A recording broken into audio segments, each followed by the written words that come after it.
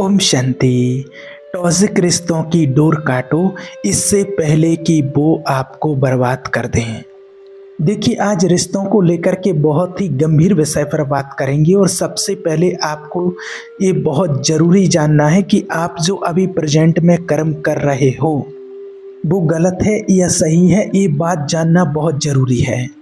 तो आज इस टॉपिक को डिस्कस करने का मेन रीज़न है कि प्रेजेंट कर्म का हमारी लाइफ में कितना बड़ा रोल होता है।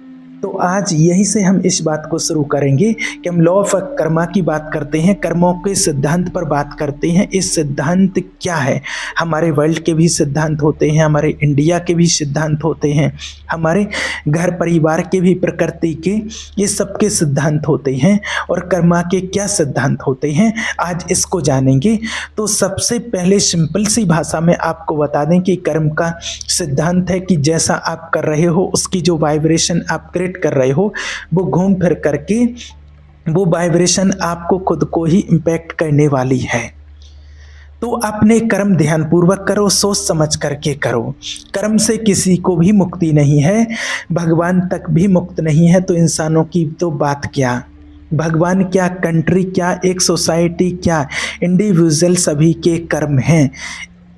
एक इंडिविजुअल भी कर्म भुगतता है, सोसाइटी भी कर्म भुगतती है, कंट्री भी भुगतती है, और इवन कहा जाए तो भगवान भी भुगतते हैं। अगर वो इस सृष्टि पर मनुष्य रूप में जन्म लेकर के धरती पर आकर के कोई कर्म करते हैं तो उनको भी कर्म का सिद्धांत अप्लाइड है। तो देखिए, एक ऐसा सिद्धांत है जो यूनिवर्सली अप्लाइड है, अन्य ग्रहों पर भी, अन्य लोकों में भी ये प्रिंसिपल सदैव है। हर जगह एक कर्म का सिद्धांत उतना ही चलता है जितना यहाँ चलता है।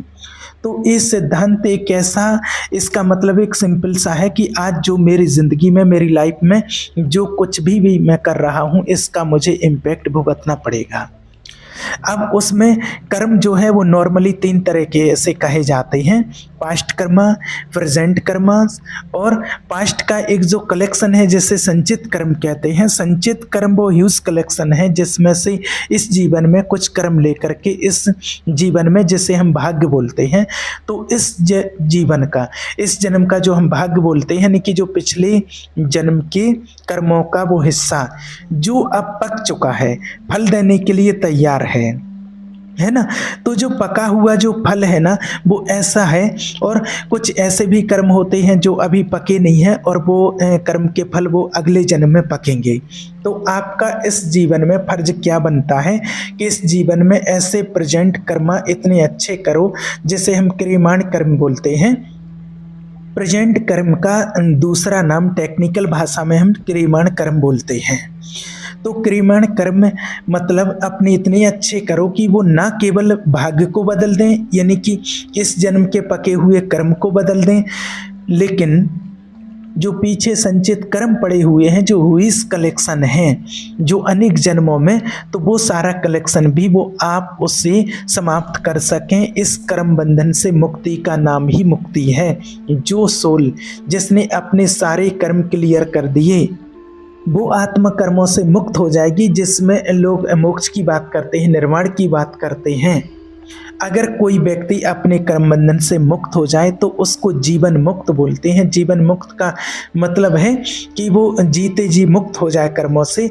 जरूरी नहीं कि मृत्यु के बाद वो मुक्त होगा, वो इवन इसी कर्म में, इसी जन्म में वो मुक्त है, इसलिए जीवन मुक्त अवस्था हम इस्तेमाल करते हैं।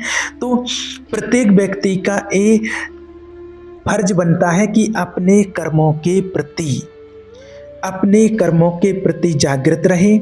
देखो, पुराने कर्म आपको इस जीवन में मजबूर करते हैं, वैसी स्थितियां पैदा हो जाती हैं, लेकिन उन स्थितियों के साथ डील करने की क्षमता आपकी प्रेजेंट की होती है। मतलब कि जो हम प्रेजेंट में कर्म कर रहे हैं उसका कनेक्शन हमारा कहीं ना कहीं पास्ट जन्मों के कर्मों से हो सकता है। हमेशा हो ये जरूरी नहीं है, हमेशा हो लेकिन आप ये समझो कि लगभग 50-50 वाला मामला होता ही है। लगभग 50% कुछ चीज़ें हैं जो आपको प्रभावित करती हैं, जैसे आपका इस घर में जन्म हुआ, ये आपका पास्ट कर्मा था और इस पर आपका कोई कंट्रोल नहीं है। ये माता पिता मिले, इस पर आपका कोई कंट्रोल नहीं था। ऐसी एजुकेशन मिली, इस पर आपका कंट्रोल नहीं था। एक इकोनॉमिकल फाइनेंशियल कंडीशन मिली, ऐसे दोस्त मिले, ऐसी पारिवारिक माहौल मिला, इस पर आपका कंट्रोल नहीं था। ये पिछले जन्मों से कैरी फॉरवर्ड होते हुए आ रहा है। वो सब कुछ आपके जीवन में तय था। आपको जो लाइफ पार्टनर मिला वो भी तय था, लगभग तय है। यहाँ पर कुछ बनाते, वो सिर्फ कर्म बाद में बनाते हैं। अब कई लोग ये कहते हैं कि हम तो इस जीवन में मैनिफेस्ट करके और नए नए लोगों को अट्रैक्ट करते हैं, तो अट्रैक्ट कर सकते हैं, तो फिर ये कैसे हो सकता है? तो देखिए, यहाँ आपको एक चीज़ और बता दें कि आप मैनिफेस्टेशन करते हो, लेकिन घूम फिर करके आपको मिलता उतना ही है, वैसा ही है जो आपके कर्मों से जुड़ा हुआ होगा। थोड़ा समझना इस बात को अच्छे से। पहली बात तो देखो, किसी व्यक्ति के जीवन में पैसे की अगर बात करते हैं, पिछले जीवन में अगर उसने पैसे की कदर नहीं की, किसी भी व्यक्ति ने, देखिए परमात्मा के पास तो अबेंडेंस है, यूज है।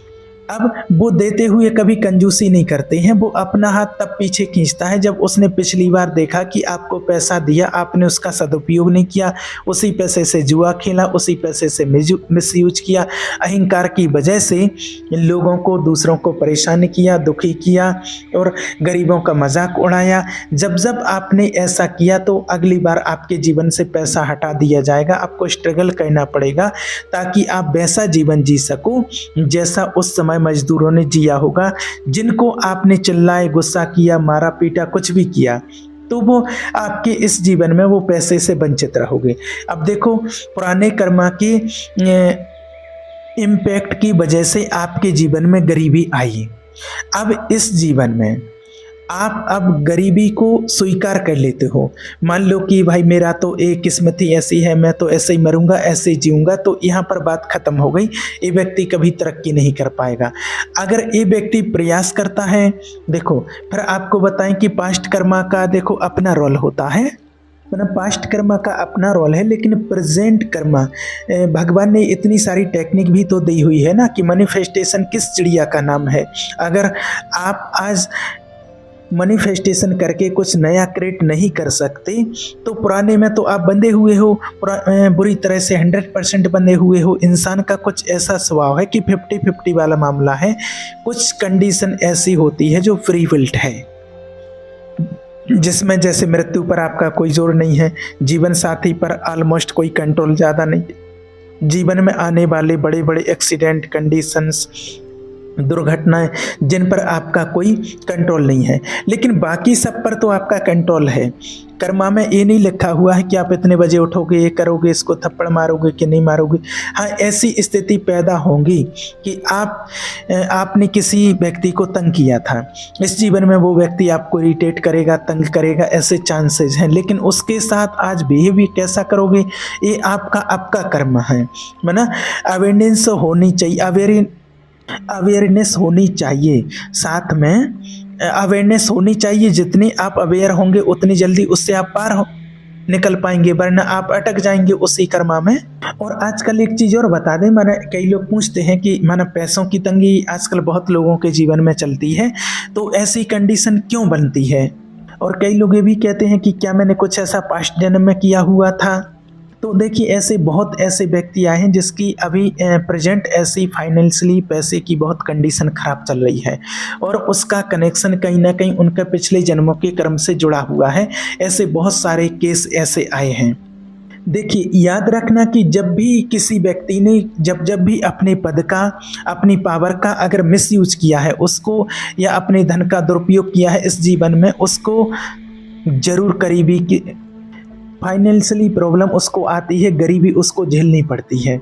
जैसे किसी जीवन में उसके साथ कुछ ऐसा हुआ है, एक लेडी ने बताया, मुझे कॉल किया कि हमारे घर में और पैसे की बहुत प्रॉब्लम रहती थी और लेकिन जब उसका पास्ट लाइफ देखा गया, जब डॉक्टरों ने देखा, एक पन्ना पलट करके उसकी जीवन का देखा, तो ये ब्याज का काम करते थे, कभी ब्याज का काम करते थे, ब्याज पर पैसा देते थे, लेकिन ब्याज पर पैसा देते थे और लेकिन उससे पैसा बहुत ज़्यादा गलत चार्ज लेते थे, यानी कि 10% पर चार्ज लेते थे, 10% पर पैसा देते थे और इतना पैसा लगेगा, जितना पैसा दिया गरीब आदमी है नहीं दे पाता था, उसकी ज़मीन में हड़प लेते थे, कब्जा कर लेते, कुछ भी कितनों को साथ भी ऐसा किया होगा, कितनी बद्दुआएं लगी होंगी उस समय में, और जैसे तैसे करके उनका जीवन निकला। इस जीवन में फिर सब कुछ उनका जीवन ऐसे बीता कि लोग पैसा लेकर के भाग जाते हैं, पता ही नहीं चलता है, अपना बन करके आते हैं, पैसा लेते हैं और निकल जाते हैं। बहुत दुखी हैं, परेशान हैं, सब लोग बुरे हैं, सब लोग बुरे हैं। देखिए कोई बुरा नहीं है, एक पन्ना पलट करके देखो, आपको सारे कर्म दिखाई देंगे, सबसे बड़ी बुराई आपके खुद के अंदर है। ऐसे और लोगों के भी कर्म देखे गए हैं और एक डॉक्टर के लिए देखा गया है कि एक बहुत परफेक्ट डॉक्टर है, वेरी गुड डॉक्टर है, और जो परफेक्ट सुपर स्पेशलिस्ट जिसको बोलते हैं ना, कि वहाँ तक वो पहुँचे हुए हैं।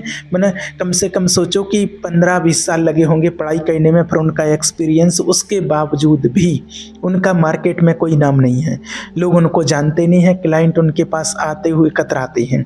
बड़ी अजीब सी बात लगी कि ऐसा क्यों।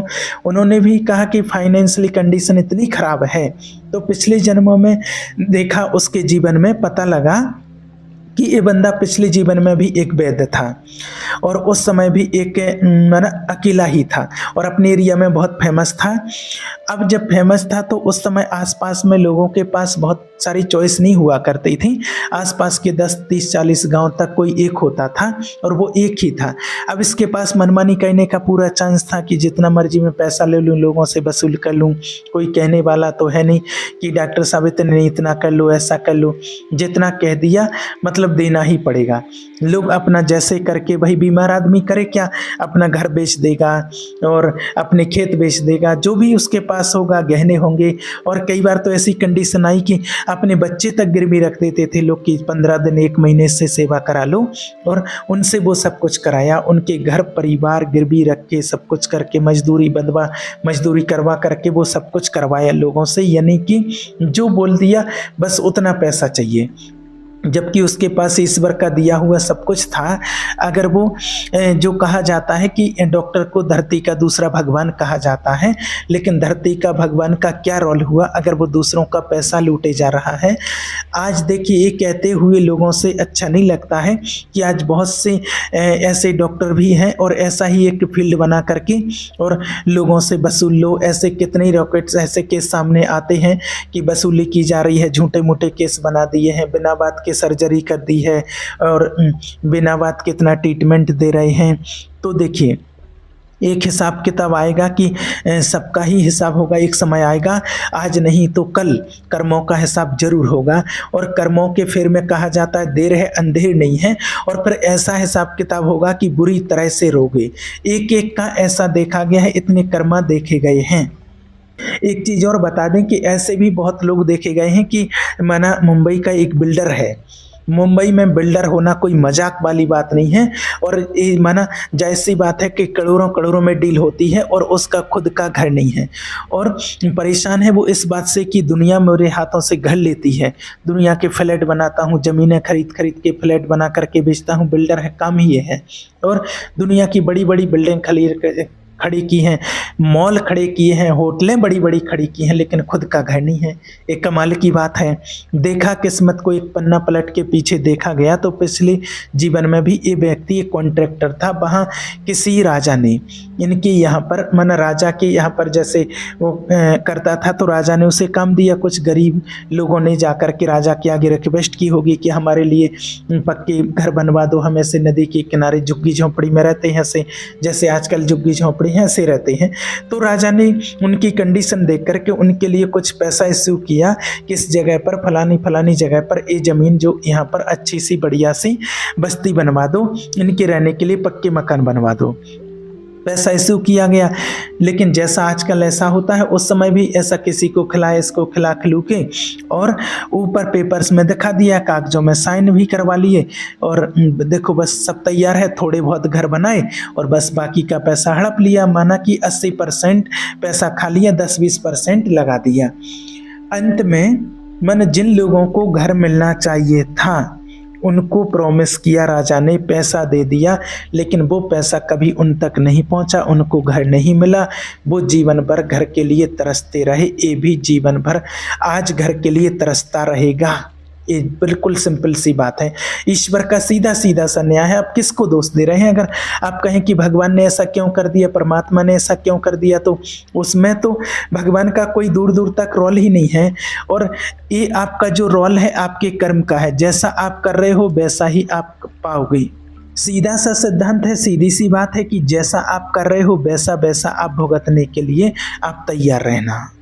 जो कर्मा करोगे वो आपको भोगना ही पड़ेगा। और भी एक चीज़ ऐसी भी आई थी, एक लड़की थी जो उनको मना किसी के ऊपर विश्वास ही नहीं होता था कि ये मुझे मना ये प्यार करता है, कोई आत्मिकता से प्यार करता है, कोई मना यूज़ करके ही लोग चले जाते हैं, किसी पर विश्वास नहीं होता था।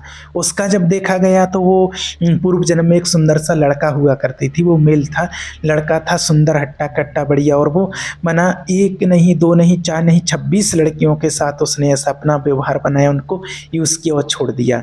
अब आज वो फीमेल बनी है, जैसा उसने यूज़ किया था वैसा बनी, आज वो फीमेल बना और लोग उसको यूज़ करके छोड़ करके चले जाते हैं। तो मेरा कहने का भाव है कि जैसा आप कर्म करोगे वैसा आपको कहीं ना कहीं भोगना ही पड़ेगा। इसलिए अपने कर्म पर विशेष अटेंशन रखें, किसी के साथ कभी कोई बुरा कर्म ना करें, क्योंकि कर्म लौट करके जरूर आता है। ओम शांति।